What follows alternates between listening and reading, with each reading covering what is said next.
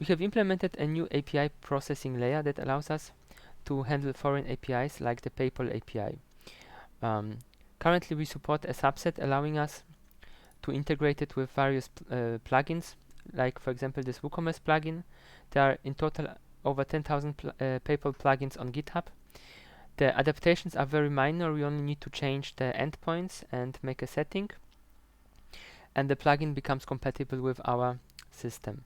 So you can demonstrate it using a test shop I set up here. So let's buy something. Let's buy a test product. Let's add it to cart. Then we go to our cart. We want to proceed with checkout. We need to enter some fake data. Since it's just a test shop, it doesn't matter. And when we press continue on with a payment, we reach, instead of PayPal, our Prompt.Cash payment processor. Now we need to make the payment. That will take a second or two, but it won't take long as the network is quite fast. And once the payment is done,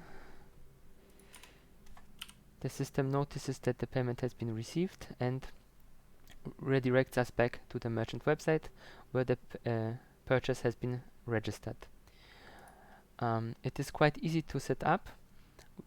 Once you have a properly adapted plugin, you only need to go to the settings of your payment plugin and set up your public token instead of the PayPal username. The other fields are not relevant, and you can also review your transactions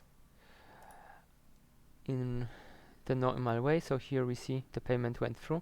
Processing in this case means the payment has been received. Now it's time for the merchant to process the order and send out the goods.